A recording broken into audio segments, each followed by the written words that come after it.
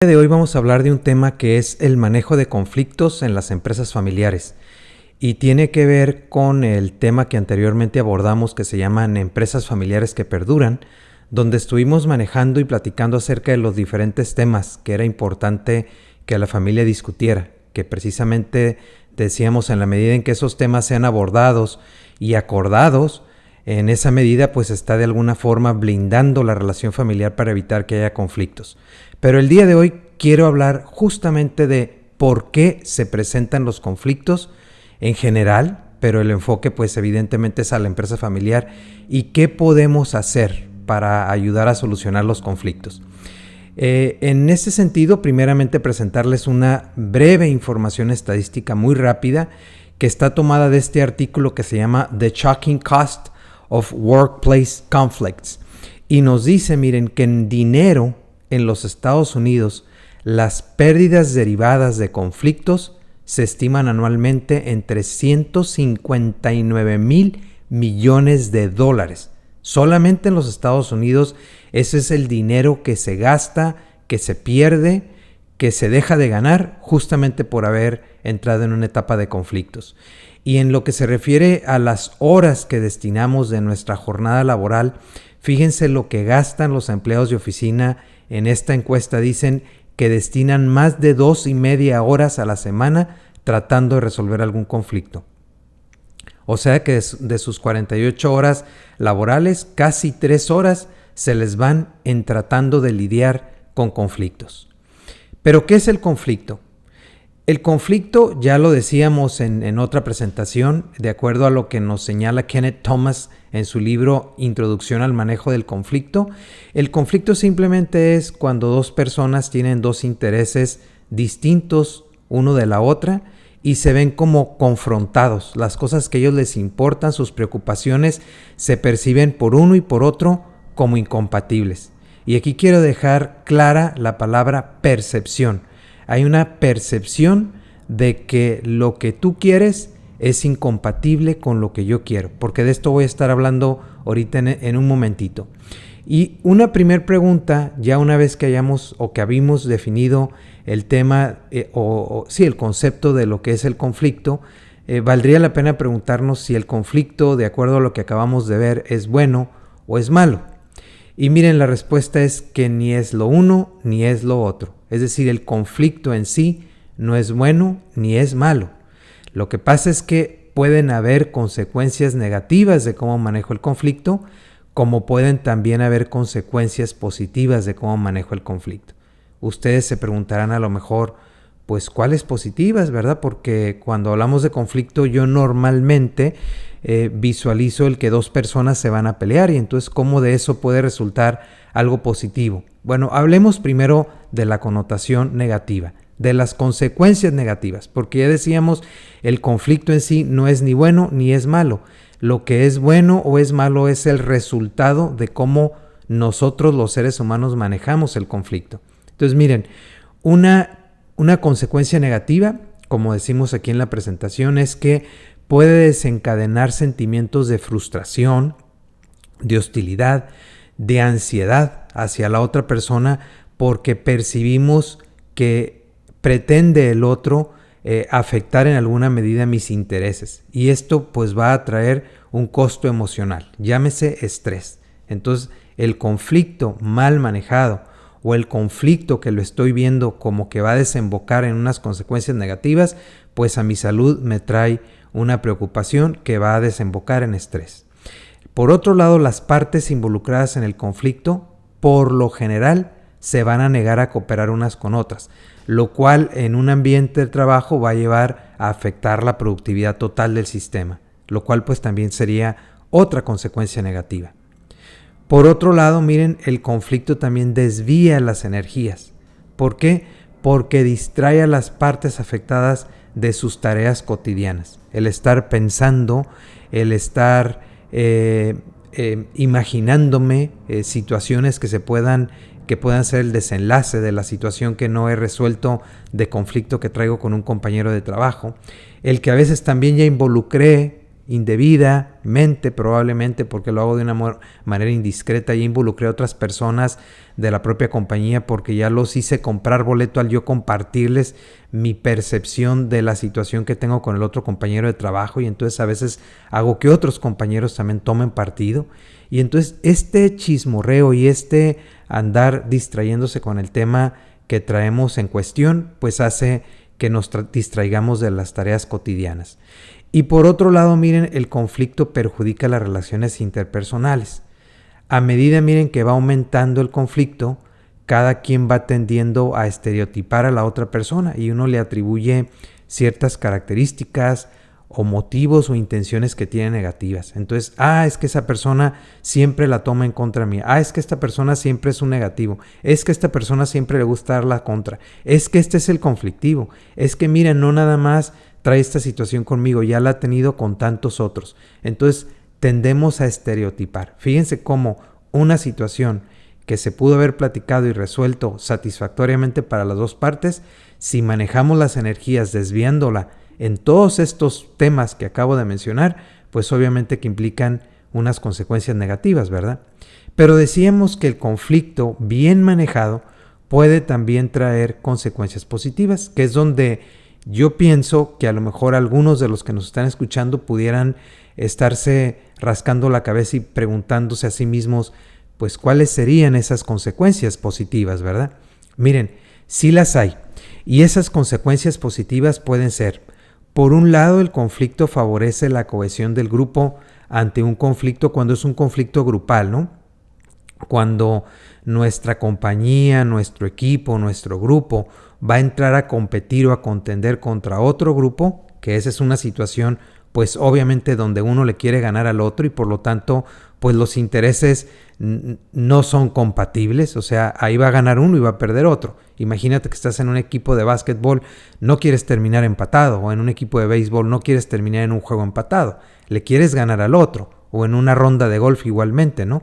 Entonces, pues ese grupo que quiere ganarle al otro, como el otro también que quiere ganarle al primero, pues se cohesionan. Entonces esa situación de encuentro entre las dos, esa situación de, digamos, de competencia entre los dos grupos, pues va a dar a que cada grupo dentro de sí mismo haya cohesión y pues eso es una consecuencia positiva de haber llegado a una situación de enfrentamiento, que ahí es una situación meramente de competencia y la puse en buenos términos, ¿no?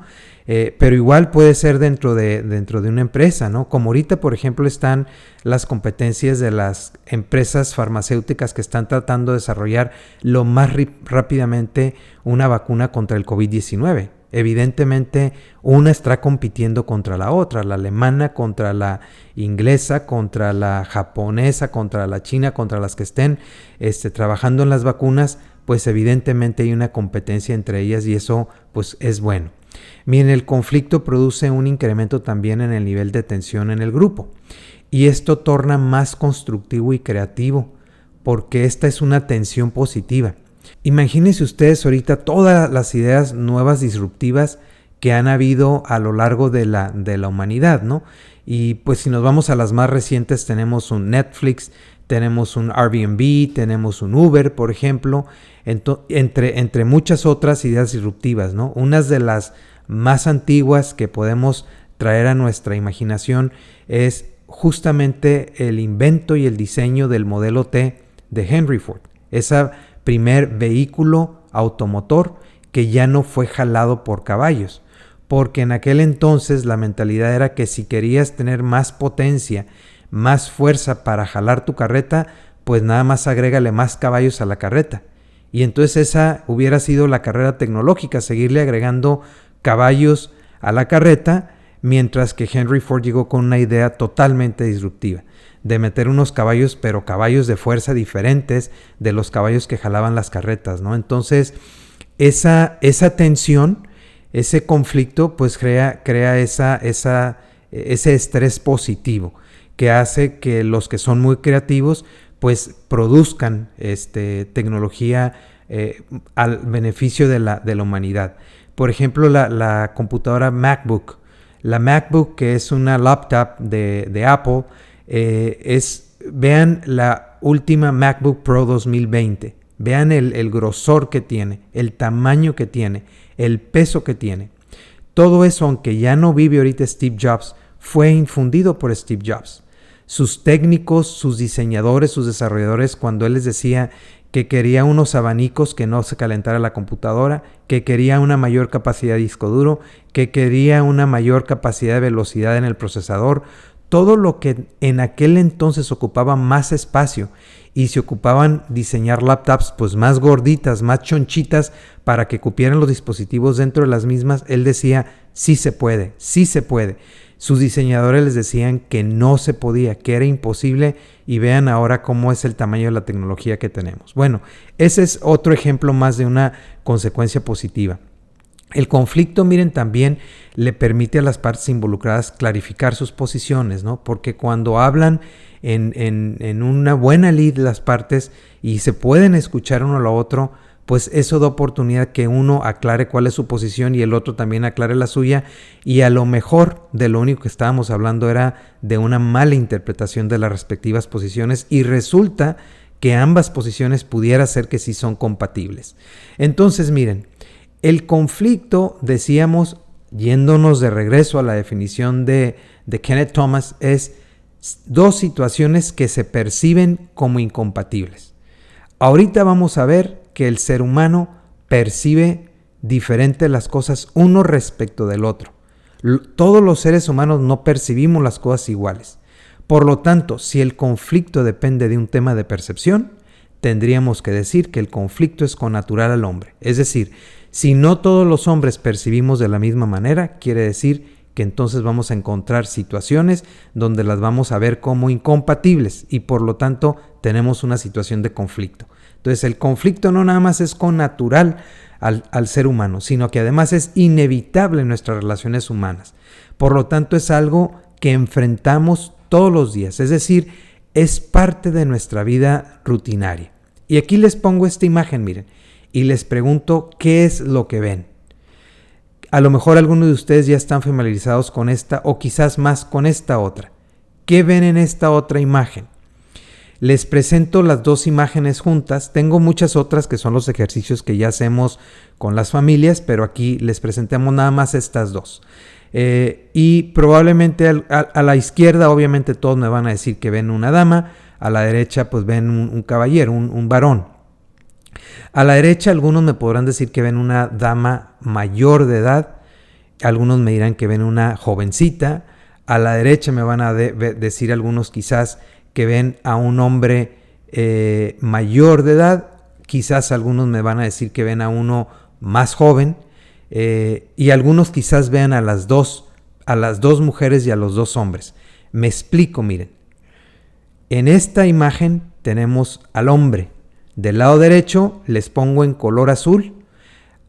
Si ustedes ven todo el óvalo azul, van a poder percibir la cara de un señor mayor que está volteando hacia su izquierda, ¿verdad? Hacia enfrente, pero de lado hacia la izquierda. Si ustedes ven el óvalo más pequeño, se van a dar cuenta que hay un hombre que está volteando hacia atrás, pero se le alcanza a ver el perfil. Si no alcanzan a distinguir los rasgos, miren, aquí tenemos en el lado del óvalo más grande, les estoy señalando con la flecha roja, el ojo del señor que está volteando hacia enfrente, pero con un perfil hacia la izquierda. Y en el otro óvalo más pequeño les estoy señalando el rasgo del ojo del caballero más joven. No sé si ya pudieron distinguir el caballero mayor del caballero más joven. Acá la nariz de uno y de otro. Se van a dar cuenta que en el más joven pues tiene un mostachón que se le alcanza a ver abajo de su nariz. Un bigote muy grande, ¿verdad? Y en otra flecha muestro la barba, la barbilla, la mandíbula del mayor y del más joven. Ahí lo van a poder ver. En este lado, en el óvalo más grande, pues también está la señora de mayor edad y en el óvalo más chico está la jovencita. Igual la señora de mayor edad está volteando a su derecha de lado y la jovencita está volteando más hacia atrás, pero también ella está volteando las dos están volteando hacia su izquierda. Aquí les muestro con una flecha y con la otra, en el óvalo más grande, el ojo de la señora mayor. y en el óvalo más chico el ojo de la jovencita. Aquí les muestro la nariz de la señora mayor en el óvalo más grande y en el óvalo más chico la nariz respingadita de la jovencita. Y aquí les muestro el mentón o la mandíbula de la señora más grande o de la señora mayor en el óvalo mayor más grande y en el óvalo más pequeño la mandíbula de la jovencita. Espero que hayan podido ver tanto al joven como al señor mayor como a la jovencita y a la señora mayor. En algunas ocasiones, cuando hacemos este ejercicio con las familias, algunos no terminan de distinguir al otro personaje. Entonces les ponemos la imagen enfrente proyectada con el cañón y luego con un dispositivo de láser le señalamos dónde está la persona y todavía aún así muchos no identifican al otro personaje que no lograron identificar en la primera ocasión. Bueno, el ejercicio no era tanto si identificábamos uno el otro, si lográbamos verlos, más bien era ¿qué ves? Y por qué unos pudieron ver uno y por qué unos pudieron ver el otro. Y la pregunta sería, ¿quién tiene la razón? ¿Quién vio a la señora mayor o quien vio a la jovencita o quien vio al señor mayor o quien vio al caballero más joven?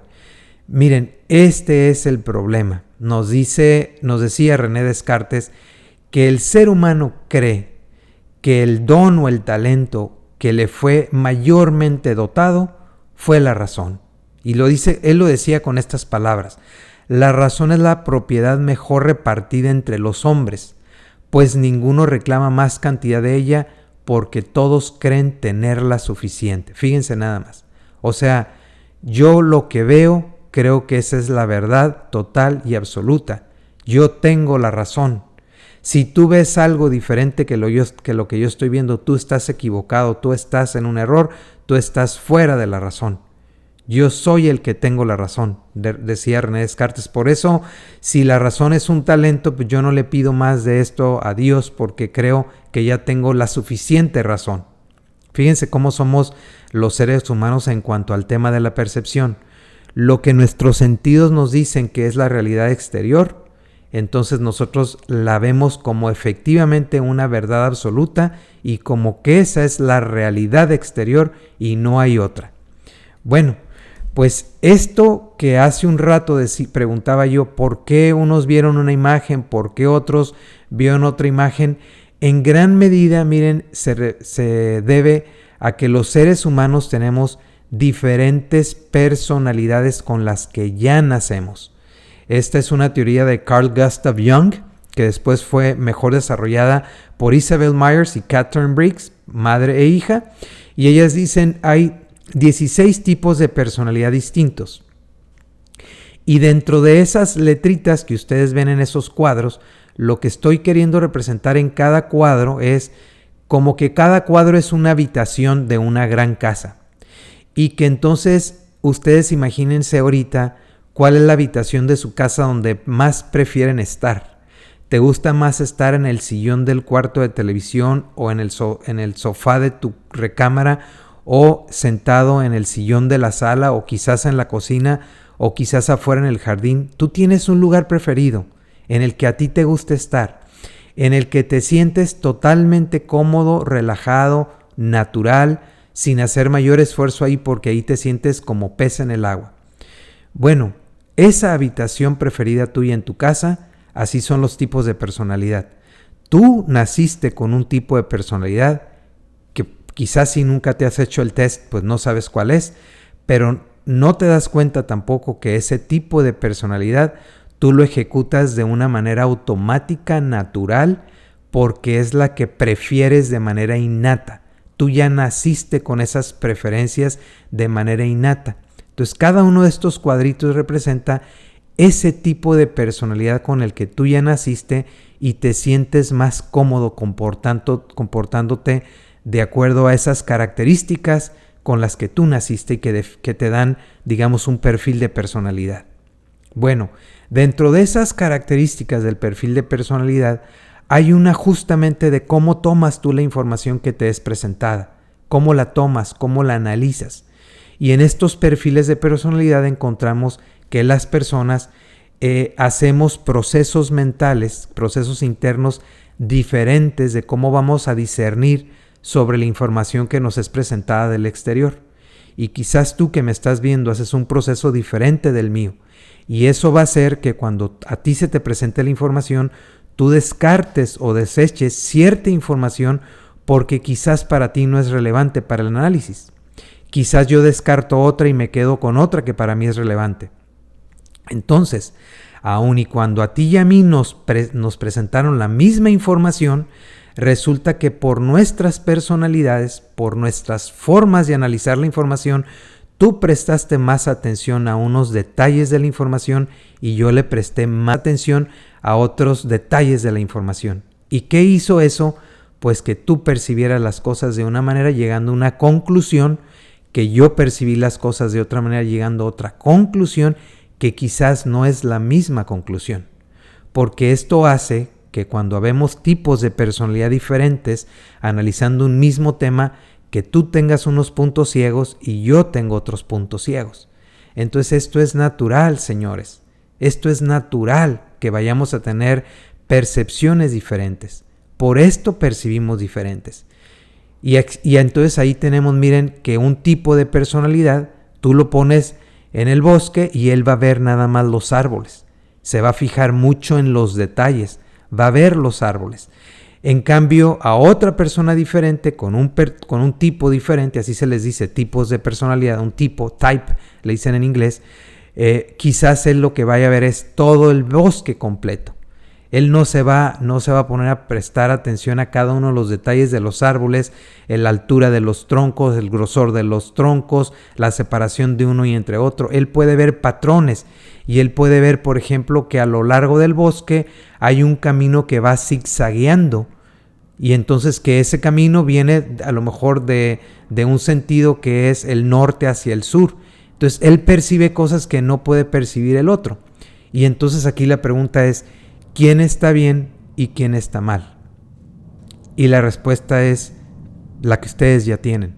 Los dos están bien, más bien dicho, porque cada quien está percibiendo desde sus propias características con las que él analizó la situación que se le presentó. Entonces, con lo que acabamos de decir y trayéndolo esto al mundo del conflicto, vamos a decir que conflicto es igual al número 5. Imagínense en una matemática, una aritmética muy sencillita, donde conflicto fuera lo que en aritmética es el número 5. Entonces, si yo tengo 3 más 2, me da ¿qué? Conflicto, porque ya dijimos que 5 es conflicto. Y si 3 fuera una persona y 2 fuera otra persona, imagínate que 2 soy yo y 3 eres tú, siempre que interactuemos tú y yo, conflicto. Porque 3 y 2 siempre da resultado conflicto, da resultado 5. ¿Qué se necesita para cambiar el resultado de conflicto, para cambiar el número 5? Pues que cambien los números que estoy sumando para que el resultado no dé 5. Y nos damos cuenta que no es necesario ni siquiera cambiar los dos números, basta que cambie uno, basta que cambie el 3 o que cambie el 2. Y entonces aquí la pregunta es, ¿sobre quién tienes tu poder para que esa persona cambie? ¿Tienes tú un poder mayor sobre la otra persona para hacerla cambiar o tienes un poder sobre ti mismo para tú ser el que cambies? Y entonces nos damos cuenta que en realidad basta con que uno cambie y que el cambio de ese uno pues depende de mí mismo, porque soy yo mismo el que se puede motivar para lograr un cambio en la manera en cómo está viendo o resolviendo los temas de conflicto.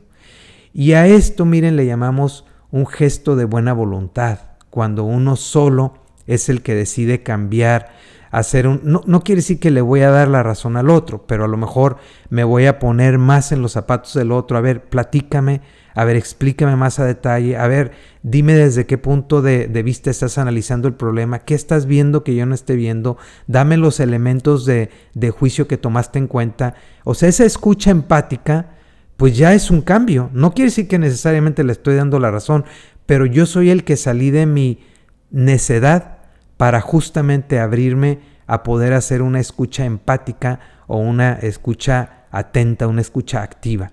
Y decía que esto genera buena voluntad y les puse esta imagen que es como una gotita que está cayendo en un laguito o en un lago. Imagínense que está como espejito, así que no hay nada de viento porque es un horario en el que no ha entrado el viento y entonces no está picado el agua en el lago, sino que está como espejo.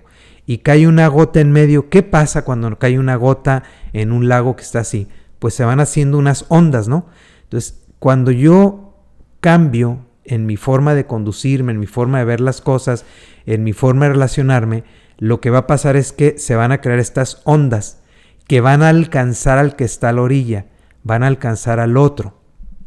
Y el otro, eventualmente, viendo que yo tengo ese gesto de buena voluntad, pues habiendo cambiado yo, puede ser que también se dé un cambio en el otro. Estas onditas, decíamos, de buena voluntad, ¿no? Entonces, aquí lo que debemos de hacer es, si el que debe de cambiar soy yo, me voy a hacer una autoevaluación. Vamos a evaluarnos en cuanto a cómo estamos en relación con nuestras actitudes. ¿Cómo manejo mis diferencias de percepción? Sería una primera pregunta. Otra segunda pregunta es, ¿cómo me comunico con el otro? Otra más sería, ¿qué estilo utilizo usualmente para manejar los conflictos? Y ese va a ser otro tema del que vamos a estar hablando por separado porque es todo un tema aparte y hoy les voy a dar una breve introducción en lo que son los estilos de manejo de conflicto. Hablemos de lo primero, ¿cómo manejo mis diferencias de percepción? Miren, y me fui a una cita bíblica, Proverbios 11:2, que dice, con el orgullo viene el oprobio, con la humildad la sabiduría. Entonces pregúntate, ¿tu diferencia de percepción? ¿Estás en una postura cerrada, rígida? Yo tengo la razón, yo estoy bien, tú estás mal. Orgullo. Va a venir el oprobio. Estoy gestionando mal el conflicto. Si yo actúo con humildad y reconozco que puedo tener puntos ciegos, que el otro puede tener elementos de juicio, elementos de razón que yo no he sopesado, que yo no he incluso podido haber distinguido, y le digo, a ver, platícame. Cuéntame, ¿qué es lo que viste? ¿Qué estás tomando en consideración que yo no estoy viendo? Pues con la humildad viene la sabiduría, porque voy a poder completar todo el análisis cubriendo la parte del punto ciego que yo no había podido previamente analizar o percibir en la data, en los análisis, en los datos que se me presentaron para analizar. Entonces, pregúntate si estás siendo humilde cuando estás ante una diferencia de percepción con respecto a un tercero. Luego, tema de comunicación. Lo primero que hay que decir aquí es que la comunicación es diferente en la familia que en el negocio. Y acuérdense que estamos hablando del manejo del conflicto en la empresa familiar. Entonces, no se nos olvide que en el negocio se ocupa una comunicación formal que no tenemos en la familia. En la familia la comunicación es afectiva, es implícita o doy cosas por hecho, por un gesto, te dije y asumo que ya entendiste. Le dije a mi papá y mi papá pensé que te iba a decir a ti y es informal, o sea, no hay una agenda, no hay un orden del día, no se levanta una minuta, no hay acuerdos formales, no hay una lista de seguimiento. Pues no, así es la comunicación en la familia. ¿Cuál es el problema que tenemos en las empresas familiares? Bueno, que muchas veces ese estilo de comunicación, que ya hablamos las características, cómo nos comunicamos en la familia, nos lo traemos, lo importamos al negocio familiar. Y entonces es un problema porque el negocio familiar no requiere una comunicación afectiva, emocional, sentimental, no, requiere una comunicación efectiva, una comunicación que dé resultados. Luego, no requiere una comunicación implícita. Pues yo dije y pensé que me habías entendido. No, requiero que sea una comunicación explícita. De preferencia te voy a dar las instrucciones por escrito, en un memorándum, en un mensaje por escrito de texto, en un correo electrónico. Y una comunicación formal. Hablábamos hace rato de un memorándum, ¿verdad? Vamos a levantar minutas, vamos a llevar un documento que se llama seguimiento de acuerdos y vamos a estarlo revisando periódicamente para ver el estatus de los mismos. Entonces, ¿qué estoy aquí queriendo decir? Bueno, primero, la comunicación que manejan en su familia, por favor, que no sea la misma que quieren tener en la empresa. denle mayor formalidad, denle mayor forma, mayor estructura, mayor seriedad a su comunicación en la empresa. No pueden seguirse comunicando en el negocio como se comunican en la familia. Lo otro, es muy importante aprender a escuchar y creo que la imagen es bastante sugerente. ¿Por qué? Porque la buena comunicación, miren, como digo aquí en la lámina, nos acerca a las personas, sobre todo a las personas que nos importan, y nos va a ayudar a solucionar esas situaciones de conflicto que además nos enriquece la vida. Imagínate andarte ahí por la vida con muchos puntos ciegos en cuanto a situaciones que se han presentado en el pasado y que tú siempre habías pensado que eso era así por tal situación y dices, oye, yo tantos años he vivido engañado, o sea, yo no sabía que esto era por esto otro, ¿no? Justamente el yo abrirme a tener una escucha activa, una escucha empática, me va a ayudar a que el otro me enseñe de sí mismo y el yo poder estar teniendo un mayor aprendizaje a lo largo de mi vida. Decía Mary de Raburin Chantal, si los hombres han nacido con 2 ojos, 2 orejas y una sola lengua, es porque debe escuchar y mirar 2 veces antes de hablar. Ese es un problema también que tenemos los seres humanos. Tú me estás diciendo algo a mí y yo ya estoy rápidamente pensando lo que te voy a contestar para defenderme, para contraatacar o para justificarme. Simplemente para compartirte otra idea diferente. Tú me estás platicando de una experiencia que tuviste en tal viaje y yo ya te quiero platicar de otro, en lugar de yo interesarme en el tema que tú me estás planteando y seguir el hilo de comunicación sobre lo que me acabas de externar. No, yo ya estoy pensando en otra idea que te voy a transmitir. Entonces tenemos que escuchar más de lo que hablamos. Algo clave, miren, para tener una buena comunicación es, primero, pues saber qué voy a decir. Y eso que voy a decir, si ya lo tengo claro, ahora tengo que preguntarme, ¿para qué lo voy a decir? Porque si tiene un para qué, entonces tener mucho cuidado en que lo que diga justamente logre el para qué lo estoy queriendo decir. Si no, pues es una comunicación que no va a tener ningún resultado provechoso cuando probablemente yo estoy buscando que tenga ese resultado. Entonces, a ver, yo quiero lograr esto, entonces, ¿para qué lo quiero decir? Que esté muy claro para que cuando yo lo comunique en una manera que justamente tenga el efecto de que se logre el para lo que yo lo quiero decir. Y lo puedo querer decir quizás nada más para informarte de algo, para pedirte tu opinión, para que estés de acuerdo conmigo. O sea, puede haber varios para qué. Para que me justifiques, para que me perdones, ¿verdad? Para que me disculpes. Hay un para qué. Para solicitarte un permiso.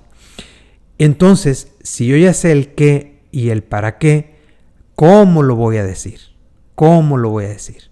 Entonces, no es lo mismo si voy a pedir perdón, pedirlo en una actitud donde realmente demuestro con mis gestos que hay un arrepentimiento, a pedirlo de una manera soberbia, ¿no? O sea, pues bueno, no sé si quieras, pero nada más te quería decir para que si lo consideras que me disculpes, ¿no? Imagínate una actitud de esa manera, pues la otra persona cómo lo va a tomar y qué respuesta te va a dar, ¿no? Entonces, el qué es muy importante, el para qué también, el cómo, luego el cuándo lo voy a decir y el dónde lo voy a decir. Entonces, hay lugares y hay momentos. Entonces, tengo que lograr darle respuesta a estas 5 cuestionantes antes de que cuando yo quiero tener una conversación donde yo busque resultados, tengo que darle respuesta yo primeramente a estas 5 cuestionantes para poder plantear bien mi estrategia, mi estructura de dialogar con el otro. Dice este refrán español, cada persona es dueña de su silencio y esclava de sus palabras. Hagan de cuenta como la lámpara maravillosa. Le tallo y me va a salir el genio, ¿no?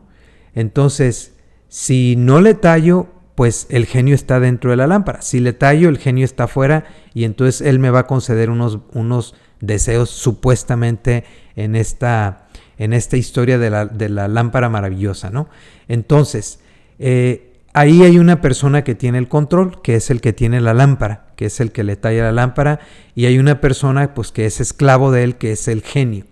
Bueno, cuando tú tienes una palabra un pensamiento negativo, un pensamiento ofensivo, que estás impulsado internamente a quererle decir al otro, mientras tú lo tienes guardado dentro de ti, tú eres el amo de la lámpara, el dueño de la lámpara, y ese pensamiento ofensivo que está guardado dentro de la lámpara es el genio.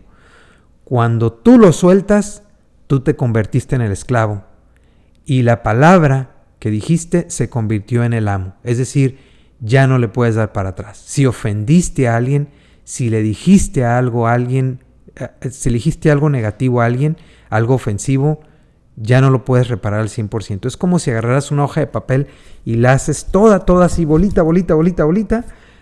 Cuando les tires, por más que la planches con la mano, vas a ver que no va a volver a quedar igual de prístina, igual de lisita como estaba antes. Se van a notar todas las arrugas. Bueno, eso pasa cuando dices algo imprudente de lo que después te arrepientes.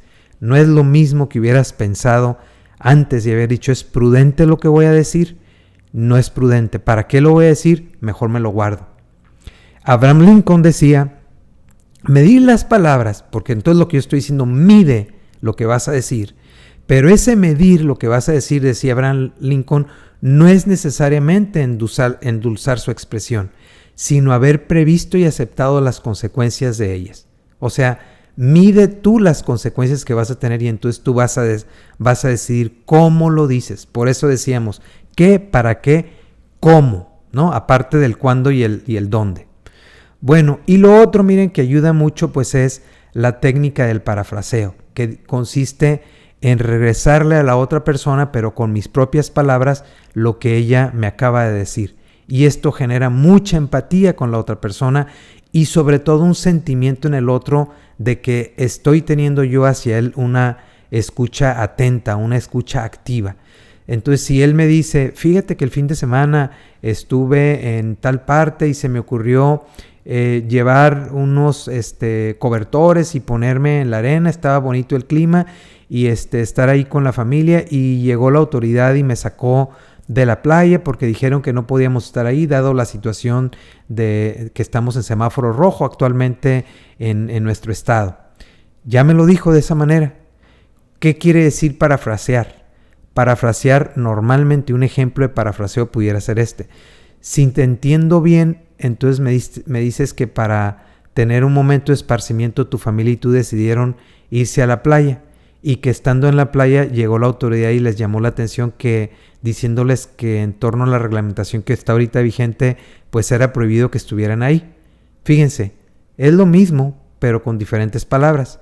¿Qué me va a contestar él? Que sí. Y entonces él, ¿qué va a decir de mí? Va a decir, sí me está escuchando, sí me está poniendo atención en lo que le estoy diciendo.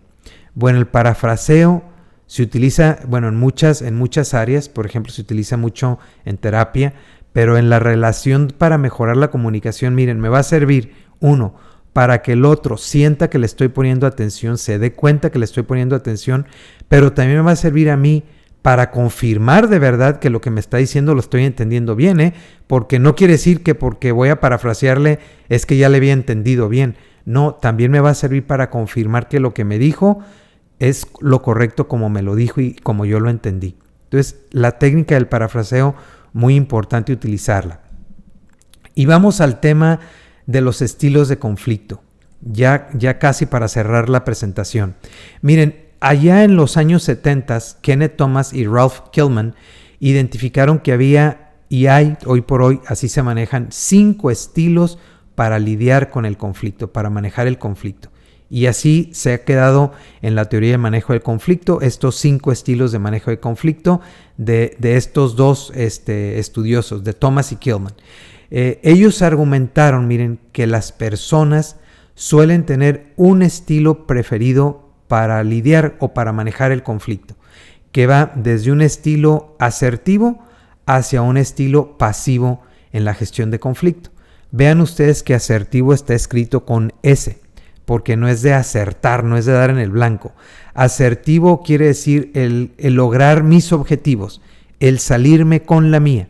Por eso el nivel más alto de asertividad pues es el ser yo muy activo en el quererme salir con la mía. Mientras que un nivel muy bajo, muy pasivo, querría decir que no me interesa tanto el quererme salir con la mía. Bueno, ellos dijeron que ahí es donde estaban estos 5 estilos, en que unos eran más asertivos y otros eran menos asertivos. Ellos también decían que unos son más cooperadores y otros son menos cooperadores, y ahorita les voy a mostrar una gráfica donde van a poder ver eso que acabo de decir ahorita. Señalaron que esos estilos que utiliza el ser humano se deben de utilizar o son más útiles si se usan en situaciones particulares, es decir, en unas situaciones y no en otras.